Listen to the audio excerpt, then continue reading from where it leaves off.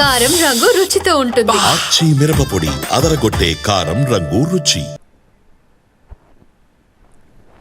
ప్రస్తుతం మనతో పాటు శేషాద్రి నాయుడు ఉన్నారు. ఈయన ఎయిర్పోర్ట్ లో ఫైర్ సేఫ్టీ విభాగానికి పనిచేశారు. శేషాద్రి నాయుడు గారు, చాలా చాలా ఘోరమైన ప్రమాదం. ఏం చెప్తారు ఈ ప్రమాదం గురించి? ఇలాంటి ప్రమాదాలు జరగటానికి అనేక కారణాలు ఉంటాయి. దానిలో ఏంటంటే ఫ్లైట్ సేఫ్టీ అనేది వాళ్ళు చెప్పటం ఊహించరానిది కూడా ఊహించాలి అనే నినాదంతో ఫ్లైట్ సేఫ్టీని ముందుకు తీసుకెళ్తారు.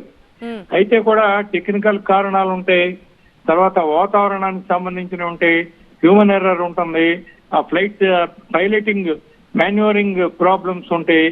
ఇలా ఇదమిద్దంగా ఏం చెప్పలేము.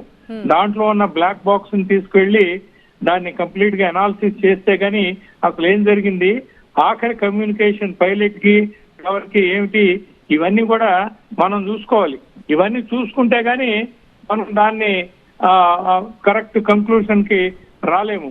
మేబీ ఒక్కోసారి ఏరోడ్రోమ్ కి లేచిన వెంటనే టేకాఫ్ అయిన వెంటనే క్రాష్ అయింది అంటున్నారు. కాబట్టి అక్కడ పక్షులు కూడా అంత తక్కువ ఎత్తులో ఉన్నప్పుడు పక్షులు కూడా ఒక్కోసారి కొడతా ఉంటాయి.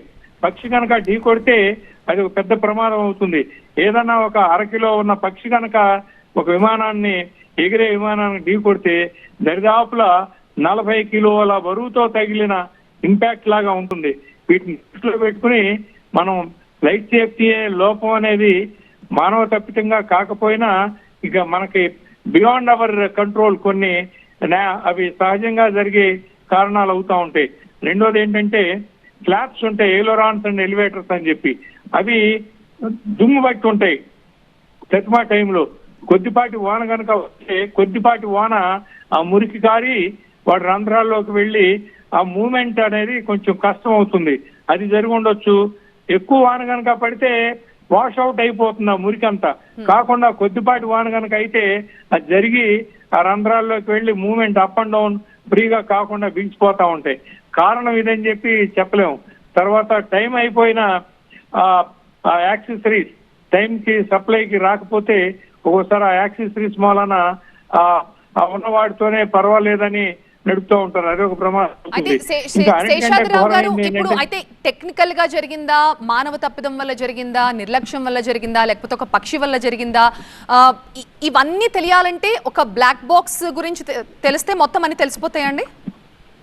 బ్లాక్ బాక్స్ తీసి దాన్ని అనాలిసిస్ చేస్తే తెలుస్తుంది, ఖచ్చితంగా తెలుస్తుంది. తర్వాత ఏంటంటే బ్లాక్ బాక్సే కాకుండా ఈ ఎన్విరాన్మెంటల్ అబ్జర్వేషన్స్ కొన్ని చేస్తారు. Climatic conditions and all other things associated factors అన్నమాట. అప్పుడు కానీ రాదు. ఇంకొక ముఖ్యమైన కారణం ఏంటంటే లగేజ్ సర్దేటప్పుడు కన్వేయర్ బెల్ట్ మీద వెళ్తే వాళ్ళు ఏం చేస్తారంటే ఆ లగేజ్ ని మళ్ళా లోపలికి తీసుకెళ్లి చివరి దాకా తీసుకెళ్లి అక్కడ నుంచి మళ్ళా తీసుకొచ్చే బదులు ఏంటని ఎక్కడెక్కడ కన్వేయర్ బెల్ట్ నుంచి తీసి ఆ చుట్టుపక్కలే ఎత్తుగా పెట్టేస్తారు. స్ప్రెడ్ చేయరు. స్ప్రెడ్ చేయకుండా టర్నింగ్ చేసుకునేటప్పుడు అవి కుప్పకూలిపోతా ఉంటాయి లోపలే. వాటికి సరైన స్ట్రాపింగ్ చేయాలి కదలకుండా. ఇలాంటి అశ్రద్ధలు కూడా చేస్తూ ఉంటారు. కారణం ఏంటంటే ఫ్లైట్ సేఫ్టీ వాళ్ళ ఈ లేబర్ ప్రాబ్లం అనేదమ్మా విమాన దీంట్లో పరిశ్రమలోకి వచ్చేది విపరీతంగా ఉంది. స్కిల్డ్ అండ్ ట్రైన్డ్ పీపుల్ ఉండరు. అక్కడ విపరీతమైన ఇబ్బందులు ఉంటా ఉంటాయి. దానికి ఏంటంటే ఈ లగేజ్ హ్యాండ్లింగ్ పీపుల్ వాళ్ళు అశ్రద్ధగా ఉండి వాటిని సరైన స్ట్రాపింగ్ కనుక చేయకుండా బాగా ఎత్తులో కనుక పెడితే అతి భారీ వాటిని జరపలేక దగ్గరగా ఉంచేస్తారు అన్ని ఒకే చోట. అటువంటిప్పుడు ఈ టర్నింగ్స్ తిరిగేటప్పుడు మాన్యూవరింగ్ లో కష్టం అవుతుంది. ఆ ఇంపాక్ట్ కి ఒక్కోసారి అది కుదుపులు వస్తుంది. అది కాకుండా ఈ వాతావరణంలో తేడాలు కనుక ఉంటే క్లౌడ్స్ కనుక ఉండి బాగా విండ్ స్పీడ్స్ కనుక అప్ అండ్ డౌన్ అవుతా ఉంటే అప్పుడు కూడా టర్బులెన్స్ వస్తుంది. 68,000 లీటర్ల ఫ్యూయల్ అంటున్నారు. అంత ఫ్యూయల్ తో ఫ్లైట్ కింద పడిన తర్వాత అసలు ఎవరన్నా బతికి బయటపడే అవకాశాలు ఎందుకు ఉంటాయండి? కష్టం. కారణం ఏంటంటే మరి ఇతర దేశాలకు వెళ్ళేటప్పుడు అక్కడున్న ఫ్యూయల్ ప్రాబ్లమ్స్ రిఫిల్లింగ్ ఫెసిలిటీస్ లేకుండా ఉన్నందుకు ఏం చేస్తారంటే ఖచ్చితంగా దాన్ని ఫ్యూయల్ సరిపడా పట్టుకెళ్తారు. అటువంటి ప్రమాదం జరిగితే ఒక్కసారిగా మంటలు వ్యాపించి ఆ ప్రమాదాలు అసలు దాన్ని అదుపు చేయలేని పరిస్థితులు అంతా సెకండ్ల వ్యవధిలో నిమిషాల వ్యవధిలో బూడిదైపోతుంది. కానీ శేషాద్రిరావు గారు, ఫ్లైట్స్ ఎప్పుడు ఇలా జనావాసాల మీద కూలడం అనేది చిన్న చిన్న విమానాలు ఏదో ట్రైనింగ్ సెషన్స్ లో కూలడం చూసాం తప్పితే ఈ స్థాయిలో ఇంత పెద్ద విమానం జనావాసాల మీద కూలటం ఈ మధ్య కాలంలో గత కొన్నేళ్ళకి ఎక్కడ చూడలేదు అసలు.